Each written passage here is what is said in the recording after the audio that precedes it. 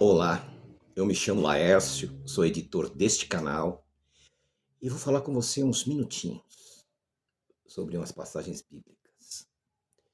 Muitas vezes eu imaginava que uma pessoa, quando rejeitava o Senhor Jesus, era o maligno que estava ali trabalhando, né?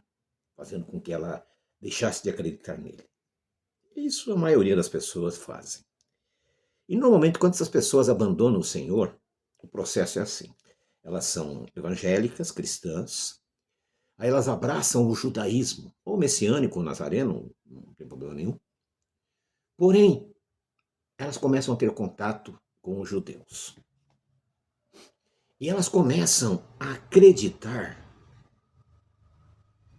nas falácias que eles falam. E entre essas falácias, existe Isaías 53. E eles querem de todo jeito fazer você engolir uma mentira que é tão clara de se esclarecer. Eu vou ler rapidinho para você, para não tomar muito seu tempo. Isaías 53. O povo diz: quem poderia crer naquilo que acabamos de ouvir? Quem diria que o Senhor estava agindo? Pois o Senhor quis que o seu servo aparecesse como uma plantinha que brota e vai crescendo em terra seca. Ele não era bonito, nem simpático, e nem tinha nenhuma beleza que chamasse a nossa atenção ou que nos agradasse. Ele foi rejeitado e desprezado por todos. Ele suportou dores e sofrimentos sem fim. Era como alguém que não queremos ver. Nós nem mesmo olhávamos. Para eles, e o desprezávamos. Aí as pessoas dizem, está vendo? Aqui são os judeus. É uma analogia de Isaías falando dos judeus, porque são perseguidos, são desprezados. No entanto, era o nosso sofrimento que ele estava carregando. Está vendo? O sofrimento do povo judeu, né, carrega o sofrimento de todos os povos. Eles pagam o preço. Era a nossa dor que ele estava suportando e nós pensávamos que era por causa das suas próprias culpas. Que Deus o estava castigando. Que Deus o estava maltratando e ferindo. Porém, ele estava sofrendo por causa dos nossos pecados e estava sendo castigado. Aqueles dizem, está vendo o que aconteceu lá no Holocausto, nos pogroms da Rússia? Enfim, em todos os anos, os séculos e os séculos, a perseguição está falando dos judeus. Não está falando de Jesus, de jeito nenhum. Nós somos curados pelo castigo que ele sofreu. Somos sarados pelos ferimentos que ele recebeu. Todos nós éramos como ovelhas que se haviam perdido. Cada um de nós seguia os seus próprios caminhos. Mas o Senhor castigou o seu servo, fez com que ele sofresse o castigo que nós merecíamos. Ele foi maltratado, mas aguentou tudo humildemente. E não disse uma só palavra. Ficou calado como um cordeiro que vai ser morto. Vocês viram? Deram nome para o que Hitler fez de holocausto. E eles iam calados. Morriam calados. Os judeus, não é Jesus, não. Porém, eles param a leitura aqui. A partir do verso 8. Foi preso, condenado, levado para ser morto e ninguém se importou. Nem os seus discípulos interviram. Ao pé da cruz, só tinha Maria, Maria Madalena e João. Os demais haviam sumido.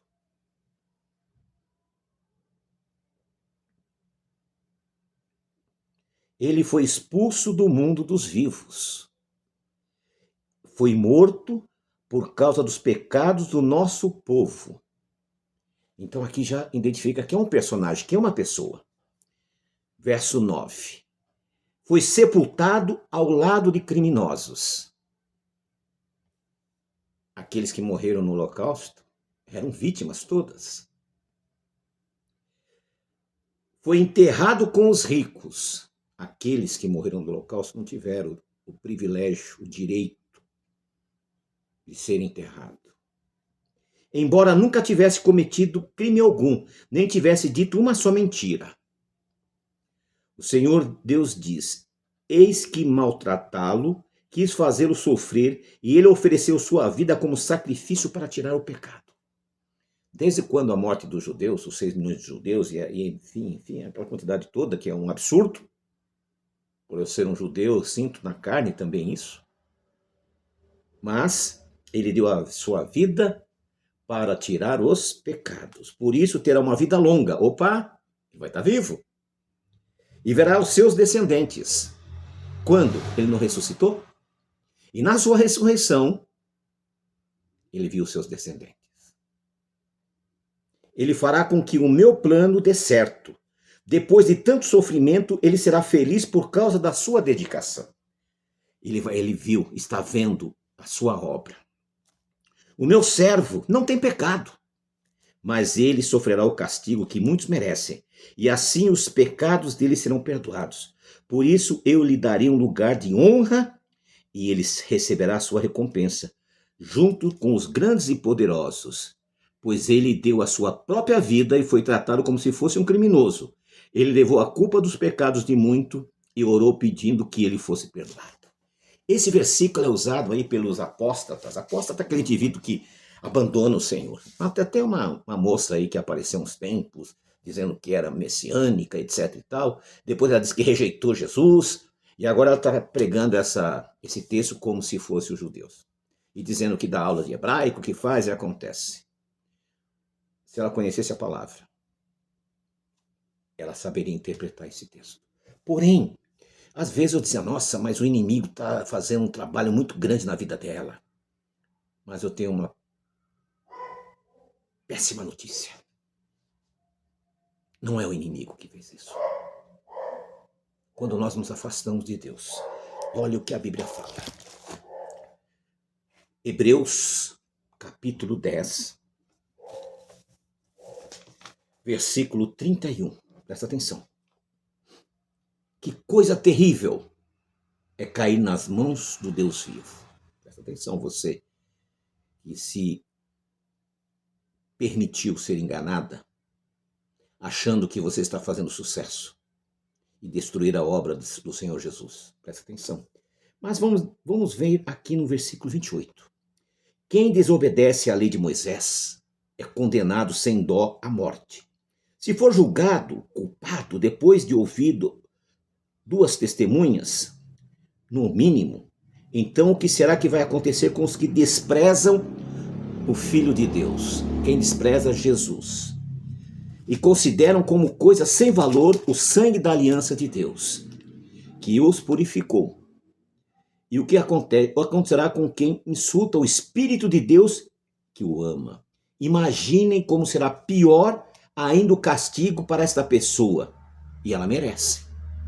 Pois sabemos que quem foi que disse, eu me vingarei, eu acertarei conta com eles. E quem também disse, o Senhor julgará o seu povo. Coisa terrível é cair na mão do Senhor. E esse recado é para você, que ao invés de seguir os caminhos do Senhor Jesus, foi se enfiar no judaísmo messiânico, se enfiar no judaísmo nazareno, depois rejeita e vai para o judaísmo ortodoxo, que tornou-se pior ainda.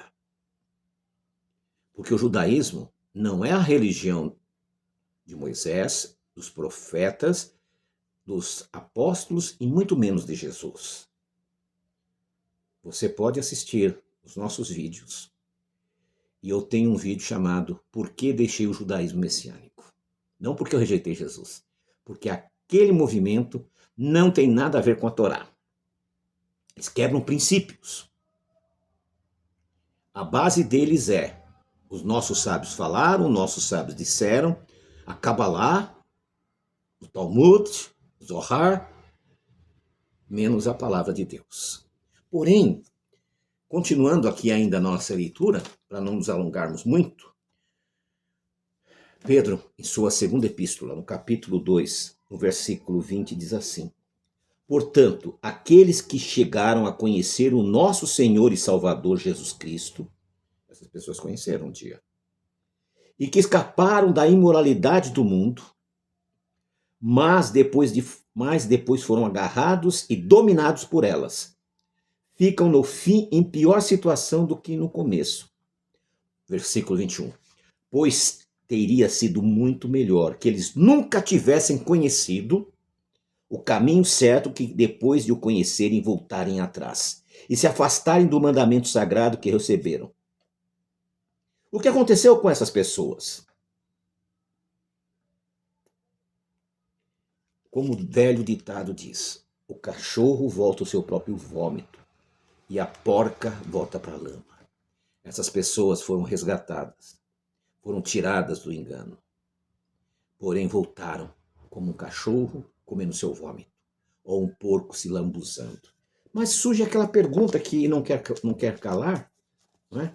Que está em 2 Tessalonicenses, no capítulo 2. Olha o que diz lá, vamos ler lá.